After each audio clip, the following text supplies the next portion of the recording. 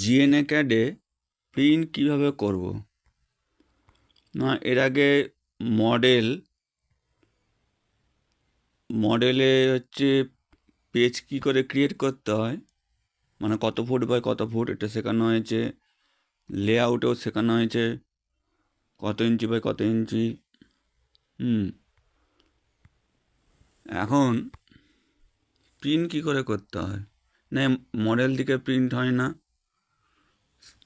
বলেছি। এই প্রিন্ট করতে গেলে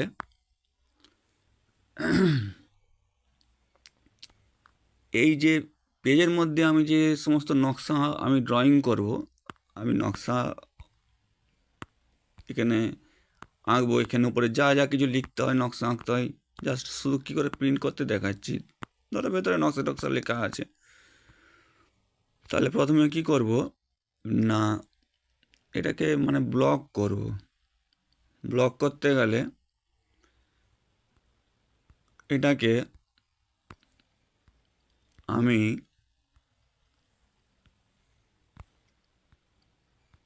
আগে সিলেক্ট করব। সিলেক্ট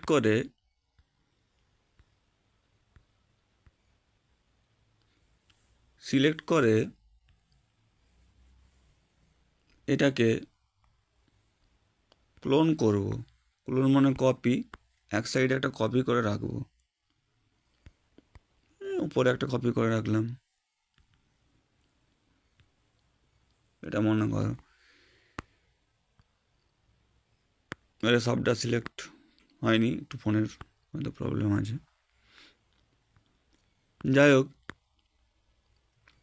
একটা আমি কপি করে রাখলাম একটা সাইডে, কারণ একটাকে আমি ব্লক মেথডে আমি মানে ওটা প্রিন্ট করব। কাজে এই ব্লক মেথডে আমি যখন ব্লক করতে যাব তখন একটা পেজ গায়েব হয়ে যাবে। একটা পেজ গায়েব হয়ে যাবে, এই পেজটা গায়েব হয়ে যাবে। আমি ধরো এটা করে দেখাচ্ছি। ধরো আমি এক কোণ থেকে এক কোণ পর্যন্ত যারা আমার সিলেক্ট হলো পুরো মানে মৌজারি, এটা সেটাকে আমি সমস্তগুলোই আমি সিলেক্ট করে আমি কি করব না, এই যে আইকন দেখছো ডান দিকের নিচ থেকে 1 নম্বর 2 নম্বর 3 নম্বর যে আইকনটা আছে ওইটাই আমি টাচ দেব। দিয়ে নিচে লেখা আছে ক্রিয়েট নিউ, উপরে লেখা আছে সিলেক্ট ব্লক লাইব্রেরি, ক্রিয়েট নিয়ে আমি একটা এন্টার লাইব্রেরি নেম চাইছে, আমি কোন মানে ফোল্ডারের মধ্যে রাখবো। ধরো সাপোজ এখানে পিএল এম দিয়ে ওকে দিলাম। এরপর চাইছি যে এন্টার ব্লগ নেম, কী নামে আমি ব্লগটা সেভ করব। যে পার্টির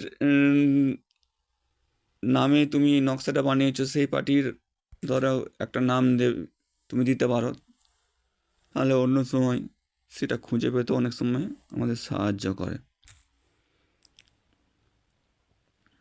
আমি দিলাম অমর পান, দিয়ে ওকে দিলাম। ওকে দিয়ে উপরে লেখা আছে যে রাইট চিহ্নের ডান দিকে স্পেসিফাই বেস পয়েন্ট। হ্যাঁ, তাহলে এই পেজের মিডিলে আমি একটা টাচ দেবো।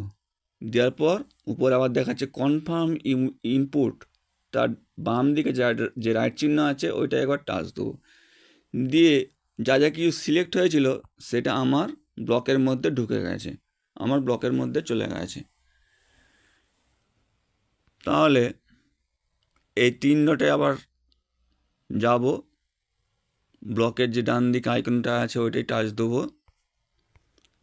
আমি কি নাম দিয়ে ব্লক করেছিলাম, একটা পিএল এই লোকাল লাইব্রেরি বা ব্লকটা হয়তো আসতে অনেক সময়, এই যে এসে গেছে পিএল এম, এইটাই টাচ দেবো। অমর পানের নামে আমি নকশাটা করেছি, তাহলে অমর পানের যে এই পেজটা A4 পেজটা ওটাই একবার টাচ দেবো। এবারে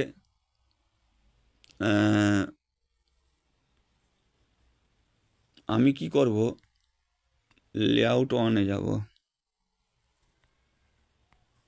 লেআউট ওয়ান, এবার পিএলপিএমে আমি টাচ দিলাম, অমরপানে আমি টাচ দিলাম। এই পেজটা ঠিক সাইডে না, ঠিক মিডিল জায়গায় একটা আঙুলটা রাখবে, তাহলে ওই A4 পেজটা দেখো এসে গেছে। এবারে এদিক ওদিক সরিয়ে যেমন বর্ডারগুলো না কেটে যায় সেভাবে অ্যাডজাস্ট করে এটাকে জাস্ট মানে ছেড়ে দেবে, দিয়ে উপরে কনফার্ম ইনপুট আছে তার বাম দিকে রাইট চিহ্নটায় টাচ দিয়ে দেবে, তাহলে ওটা আমার মানে বসে গেল লেআউট ওয়ানে। এবার আমি প্রিন্ট করব এখান থেকেই, এখান থেকে শেয়ার অ্যান্ড এক্সপোর্টে যাব, দিয়ে নিচে প্রিন্ট আছে, প্রিন্টে টাচ দেবো। প্রিন্টে টাচ দেওয়ার পর কপিজ ওয়ান থাকবে, পেপার সাইজ এখানে A4 করে নাও, A4। আর প্রোটেন্ট হলে হচ্ছে মানে ওরিয়েন্টেশন, প্রোটেন্ট হলে এরকমই থাকবে, আর যদি ল্যান্ডস্কেপ করো এরকম উল্টো দিকে মানে নকশাটা হবে। এটাকে আমরা করব প্রোটেন্ট, যদি ল্যান্ডস্কেপ থাকে প্রোটেন্ট। তাহলে copies one, paper size ISO A4, orientation portrait, colour, এগুলো দেখার পর PDF যে নিচে নীলটা আছে, যে একটা অ্যারো চিহ্ন আছে, ওইটাই টাচ দেবো। দেওয়ার পর এই নকশাটা আমি অমরপানের নামে করেছি, তাহলে আমি এখানে টাইপ করব অমরপান, যাতে নকশাটা খুঁজে পেতে পরবর্তীকালে সুবিধা হয়। তাহলে অমরপান। আমি এরপর এটা কোথায় সেভ করব, আমি এটা ডাউনলোডও সেভ করতে পারি। যদি আমি ফোন মেমোরির মধ্যে করি তাহলে আমার আছে রিয়েলমি সি, তোমাদের ফোন মেমোরিটা সিলেক্ট করে নেবে, দিয়ে এটা সেভ করে দেবে, তাহলে ওখানে আমার পিডিএফটা সেভ চেঞ্জেস ইয়েস, ওখানে আমার পিডিএফটা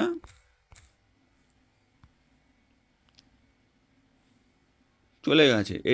এটা তোমরা মানে রিসেন্টের মধ্যেও পেয়ে যাবে, রিসেন্টের মধ্যেও পেয়ে যাবে, আর তোমরা ইন্টারনাল স্টোরেজে গিয়ে তোমরা ওই ডকুমেন্টসের মধ্যেও তোমরা পেয়ে যাবে। তাহলে এটাকে রিসেন্ট যেহেতু হয়ে গেছে, তো আমি আর ওখানে না গিয়ে রিসেন্ট থেকে তোমরা জাস্ট তোমাদের হোয়াটসঅ্যাপে শেয়ার করে নেবে।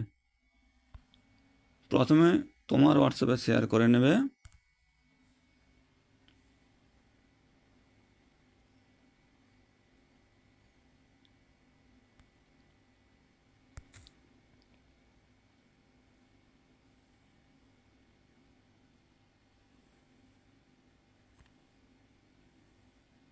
এবারে এখান থেকে